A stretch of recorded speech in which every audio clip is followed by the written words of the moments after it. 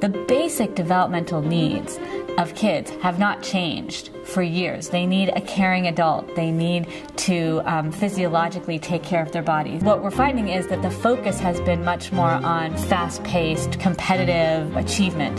The pace has become so fast, and then we say, okay, at age 4 they should be able to do this. Yes, they could do it if you push them, but what's missing? What are they not doing? I think there is an excessive emphasis on the importance of getting the best grades. You know, I think that success in life is a function of so many other things. I want to see the creativity. I want to see the problem solving. I want to see that there's more than just, you know, I've got the degree, I went to the good school. A lot of people prepare their kids for what's hyped, right? In terms of, you know, getting a job and making a certain amount of money. And what really, really counts is resilience, you know, creativity, adaptability. And we have to differentiate between building skills and building capacities. Waldorf education builds capacities. The Waldorf philosophy is to start a little bit later. I mean, you don't start kindergartners with reading. Kindergartners should be playing. It engages their visual senses, their fine motor skills, their gross motor skills. It develops their language skills, their social interaction with their classmates. And the freedom to be a child and to think like a child. I wasn't pressured. So we call them paper wasps because they make paper. The teacher is the key. The teacher has to understand the children's development and be able to ask, who are these children in this place and time? We recognize that every grade at each age, there's a different capacity. There's a different developmental stage. It's like when a toddler all of a sudden can walk and they just get up and they go, and some do it at 10 months and some do it at, 20 months. By the time it comes back to your heart, it's oxygen pour blood back into your right atrium. There's a lot of reason behind what we teach and when we teach it. How does this meet the child at 7 years old, 8 years old, 9 years old, 15, 16, 17 years old? The queen carouses to thy fortune, Hamlet. Oh, wait a hand! Hamlet! Hamlet! Someone really thought about what they're teaching the kids. Take what's in the child, what's naturally growing there, and then draw it out in the way that it can just really flourish. I think for me, the most challenging thing, and I think actually one of the most fundamental things about Waldorf education, is to get out of the intellect and into the imagination. They like to hear stories. They like to draw pictures. They like to sing songs. In Waldorf, when we bring phenomena to young children, we bring it in a very rich story way. Through the great myths and fairy tales and legends and biographies to science and nature, so that the child begins to feel, what a place the world is. I'm so happy to know all about it.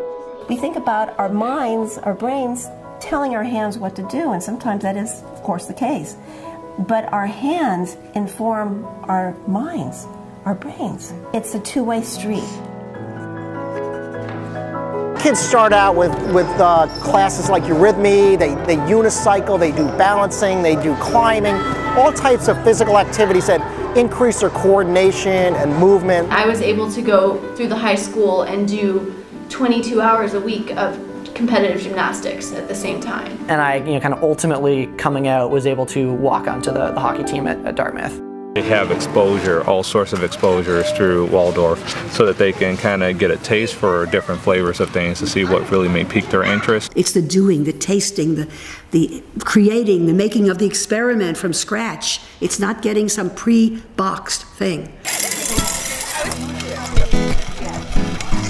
Right now they are threshing and winnowing the seeds so that we can replant in the winter and in the spring. It's kind of a practical understanding of a different way of doing things that I think has been lost by mainstream education. That approach to the world, engagement with the world, aliveness in learning is what Waldorf teachers work really, really hard to protect and keep at the center of what we're doing. Okay, write your first line. The moving into the high school is developing the thinking. 4 years of math, 4 years of science, 4 years of history. Expectations are high. 4 years of English, 4 years of language, right? 4 years of art. We were there all day, every day, doing the most rigorous academic arts, science, history, everything. They do very sophisticated academic work. We're going to start with the E. coli cells, then we're going to add the DNA. A lot of people have this idea that Waldorf's not very strong in the math and sciences. That's just a superstition. I think what they're seeing is not that it's not strong in the math and sciences, but they're seeing a different style of teaching. And we teach them science. It also teaches them about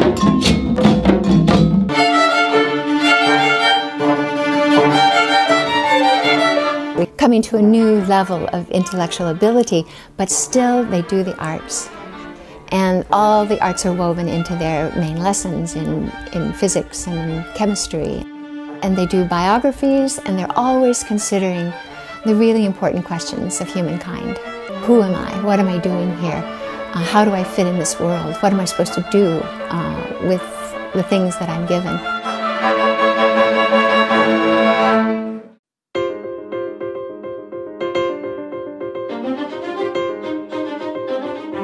You can think about drawing something out on a piece of paper, painting something, sculpting something. And when you can really vision what you want your essay, what you want your math equation to look like, it helps you really actually comprehend, I think, the material much better.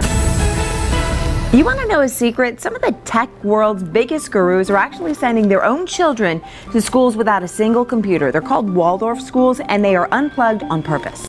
If you look at the things that the Silicon Valley CEOs are saying that they really want to see.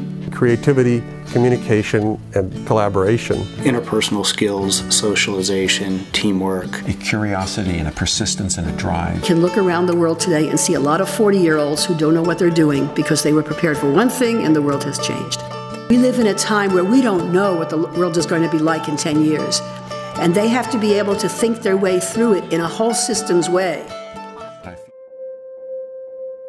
If you have to picture your child in, like, let's say, 20 years, what would you wish for your child? Every day, my children come home, and I see their eyes excited, I see their smiles, they're happy. The students are allowed to grow as people. It's not like you're parts of a machine and you're just stamping out students. They're not just concerned about preparing them for college, a college career, but they're also more concerned about preparing them for life. If I had to simplify Waldorf, it would probably be that they teach you how to learn. If you carry that with you, then they've given you the fundamental building block of your life. In the long run, you want a healthy, happy 35-year-old, and no one's going to remember what your fourth grader gets in math. The older I get, the more I realize how difficult life can be sometimes. And if you're well adjusted, you're able to deal with the hurdles, and both the good and the bad. Rudolf Steiner said, our task in Waldorf education is to prepare the children for the next stage of their life. That's our job.